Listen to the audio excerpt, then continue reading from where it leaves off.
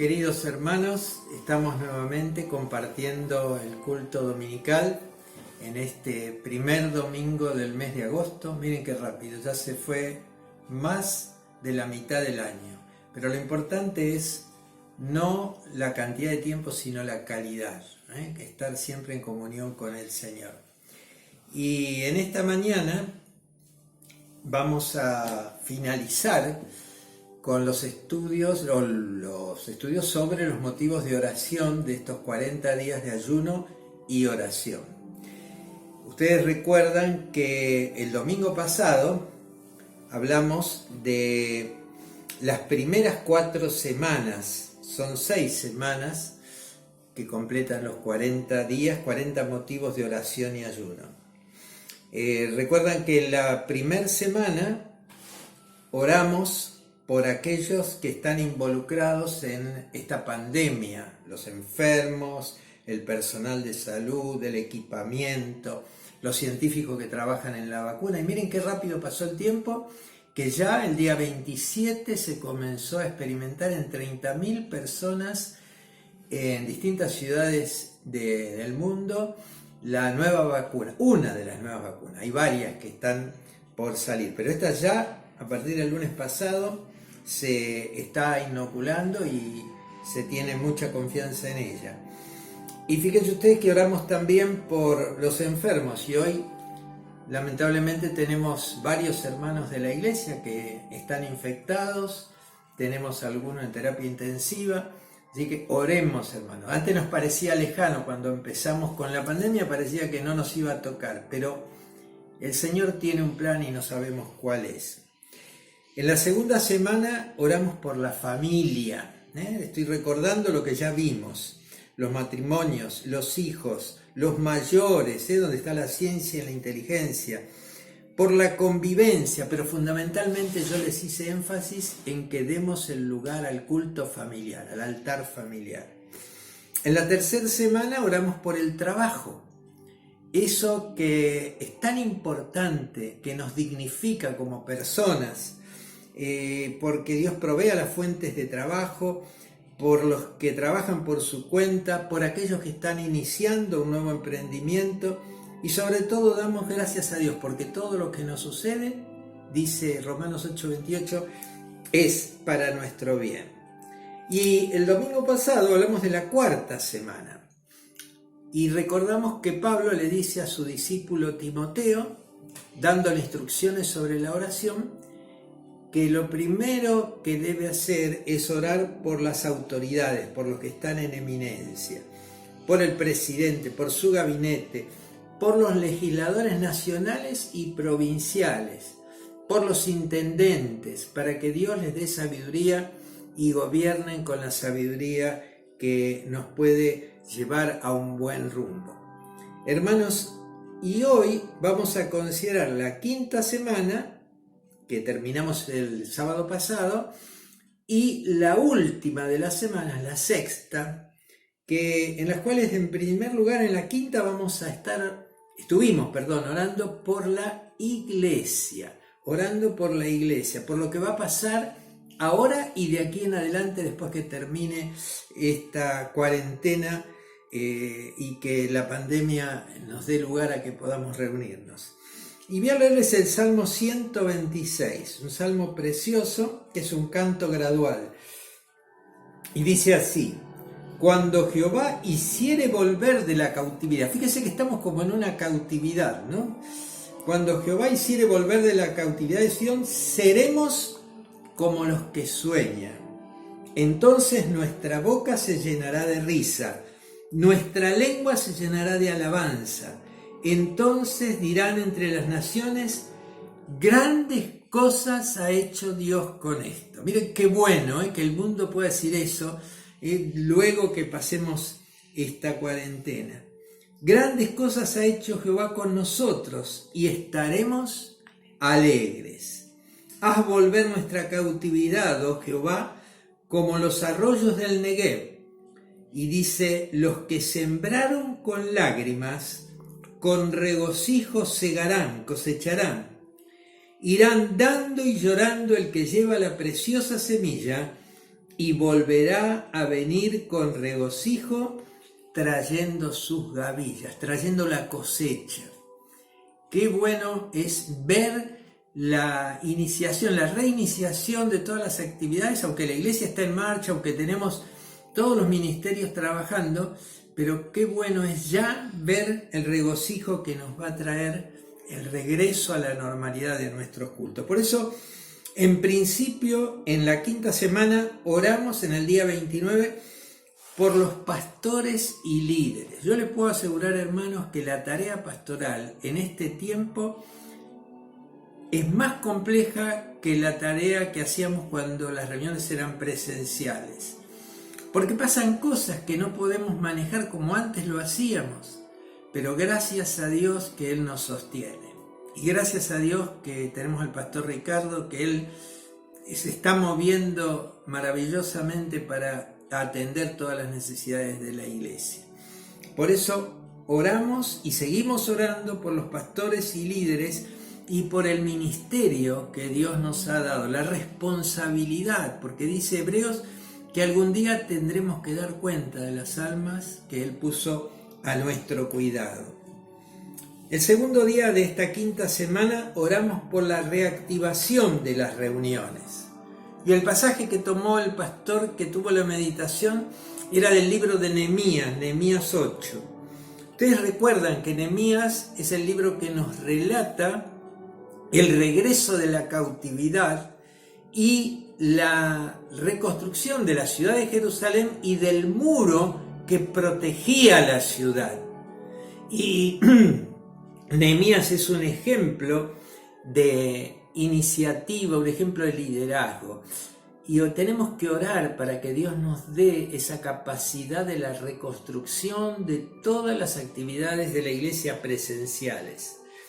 También al día siguiente estuvimos orando por las células, los grupos pequeños, para que Dios nos permita pronto reunirnos. Y les quiero hacer una aclaración porque hubo varias células que me pidieron reunirse hace ya cuando empezó este periodo de cuarentena, hace unos 10 días atrás, y tomando las palabras del intendente de la ciudad de Buenos Aires, que dijo que se iban a permitir actividades religiosas de 10 personas.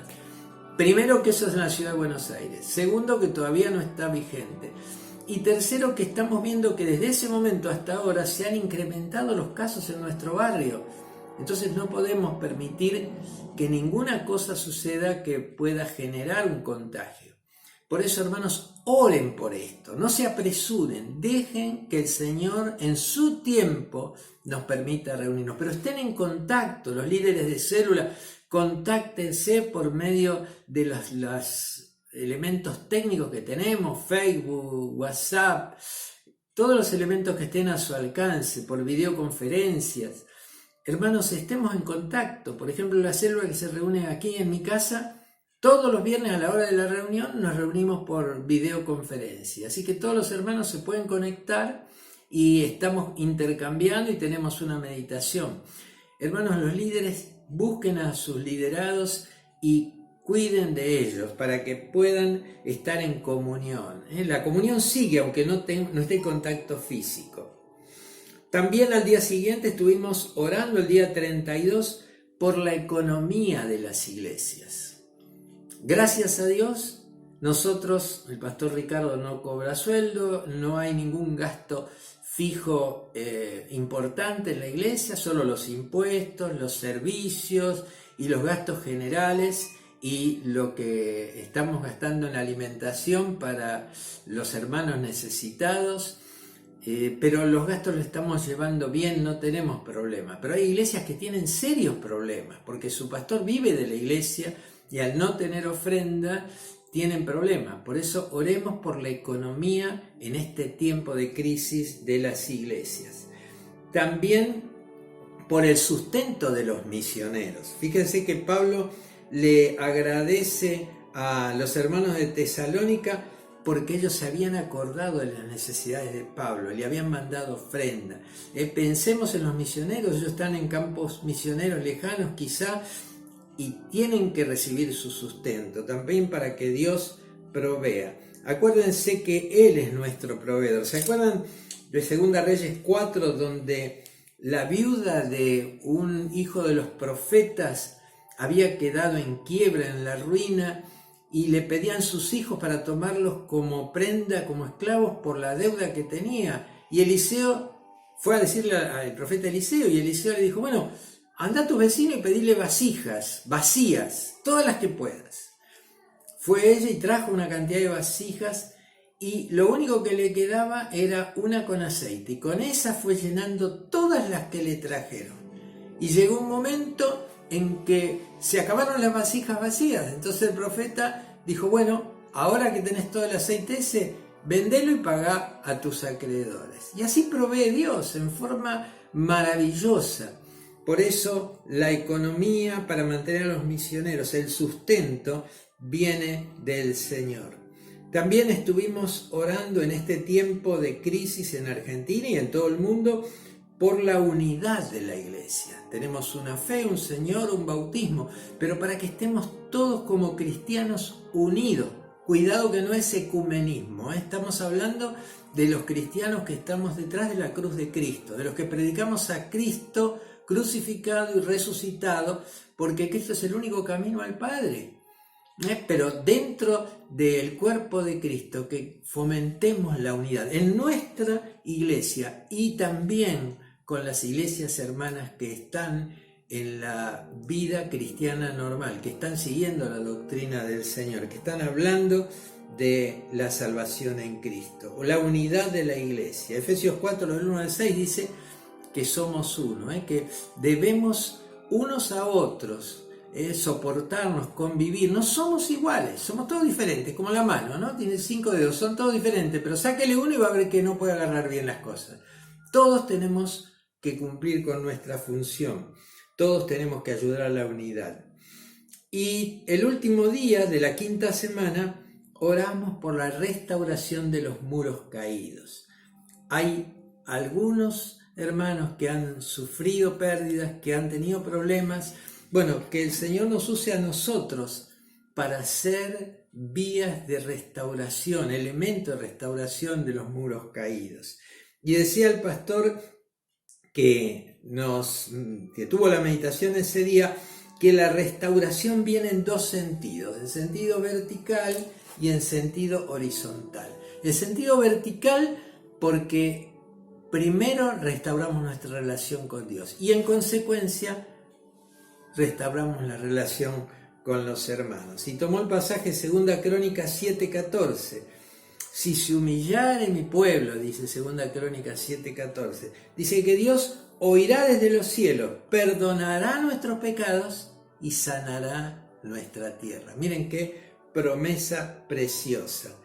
Y dice Isaías 40, preparad camino al Señor, y los demás y todo el mundo verá la gloria de Jehová. Que el barrio entero pueda ver a Cristo en nosotros. Que cuando pase todo esto, digan, qué bueno, la iglesia estuvo sosteniéndonos en el momento de prueba y ahora queremos unirnos a ella. No se imaginan la cantidad de hermanos que me han llamado, que estaban alejados y a raíz de esta prueba están volviendo al Señor. Es una bendición, hasta hermanos del extranjero, es una bendición del Señor. Y la última semana, esta que estamos cursando ahora, que completa los 40 días, el motivo de oración es el cumplimiento de la misión de la iglesia. Y fíjense ustedes, ¿cuál es el lema para el 2020 de la Convención Evangélica Bautista, de la Confederación? Cumplir la gran comisión. Es decir, llevar el Evangelio de Jesucristo. La buena noticia, en medio de tantas noticias malas, decirle que en Cristo hay vida, que en Cristo hay esperanza, que Cristo es el Señor. Por eso el primer día de esta semana oramos por la evangelización de los inconversos, de aquellos que todavía no han sido alcanzados por la salvación que Cristo nos trae. Hermanos, oremos para que podamos seguir evangelizando, quizá no como antes, de otra manera, pero la misión de la iglesia es llevar el evangelio, el mensaje de salvación. También oramos por la restauración de los creyentes apartados. Y la meditación versaba sobre el hijo pródigo, Lucas 15, del 11 al 24. Que aquellos que se han apartado puedan volver en sí, como dice Lucas, como dijo el hijo cuando estaba lejos del padre, en la situación más deplorable, dice, volviendo en sí, dijo, en la casa de mi padre, hasta los jornaleros tienen un estado normal, una situación mejor que yo. Y yo acá perezco de hambre, dice él. Y realmente sin Cristo, lejos de Cristo, perecemos de hambre. Por eso, oremos por aquellos que están lejos para que vuelvan al Señor. También oramos por la obra social de la iglesia, por el trabajo que la iglesia está haciendo con los necesitados del barrio y en todo lugar. Por eso oremos por la obra social y por la ayuda que estamos dando a los necesitados. Tomando el pasaje de Deuteronomio 15:7, que nos dice que cuando vemos a un necesitado, tenemos que brindarle nuestra mano. Y qué bueno es que la iglesia lo está haciendo. No solo estamos llevándole palabra de aliento, sino le estamos llevando elementos materiales para su sustento. Y le doy gracias a Dios por la iglesia, por el trabajo que se está haciendo. Y oremos para que esto pueda seguir adelante. También oramos por el testimonio de la iglesia ante el mundo. Que todo lo que hagamos sea de bendición para los perdidos, para que vean a Jesús en nosotros, para que cuando pase alguien que representa a la iglesia, la gente diga, ahí va un cristiano, alguien que pertenece a la iglesia de Cristo, alguien que ha sido redimido por la obra de Cristo en la cruz y ahora es una nueva persona con un nuevo carácter, con una nueva actitud, con una nueva vida. Hermanos, oremos para que el testimonio de la iglesia ante el mundo traiga bendición. Y tomaba el pasaje de la entrada triunfal en Jerusalén de Jesús, cuando los religiosos le decían a Jesús, así que se callen, mira cómo están alabando y gritando, y Jesús dijo, si estos se callan, las piedras hablarán. Bueno, hermanos, no nos callemos para que el Señor tenga testimonio en nosotros. Y finalizamos considerando Isaías 41, dice que resplandece porque ha venido tu luz, y la luz del mundo es Jesucristo. Cuando Él está, no hay oscuridad, no hay tinieblas. Él es la luz de la vida. Hermanos, la gran comisión dice, id. Quiere decir que tenemos que estar donde el inconverso, aquel que no tiene a Cristo, está. Tenemos que ir y predicar el Evangelio. Ir y hacer discípulos. ¿De quién? De Cristo. Nosotros no seguimos a ningún gurú, a ningún maestro. Estuvimos esta semana en el seminario una clase magistral respecto a los cultos orientales. La gente busca el espiritualismo, pero no hay nada, están vacíos, porque pueden dar una paz temporal, pero Cristo da el perdón del pecado, la liberación de la culpa. Dice que se perdona nuestro pecado y lo echa en lo profundo de la mar, no se acuerda más de nuestro pecado. Esto es maravilloso. Hacer discípulos de Cristo, bautizándolos y enseñándoles todas las cosas que yo os he mandado. ¿Qué tenemos que enseñar a nuestros discípulos? Lo que Cristo hizo en nosotros. ¿Qué mejor testimonio que nuestra vida hablando de Cristo, más que nuestras palabras? Enseñándoles que guarden todas las cosas que os he mandado. Y Jesús dijo, yo estoy con ustedes todos los días hasta el fin del mundo. Con pandemia o sin pandemia, Él está con nosotros todos los días hasta el fin del mundo. Hermanos, damos gracias a Dios porque Cristo nos perdona y olvida nuestro pecado. Damos gracias a Dios por la sanidad de hermanos que estaban en grave situación y que Dios le trajo la sanidad de esta pandemia y hoy ya están de alta. Damos gracias a Dios por los que están siendo sostenidos por Él y queremos poner siempre, siempre, siempre nuestros ojos en Jesús. Dios les bendiga, queridos hermanos, y no se olviden, en Cristo tenemos todo, es en todo y en todo. Si lo tenemos a Jesús como Señor y Salvador, tenemos todo lo que necesitamos. Dios les bendiga.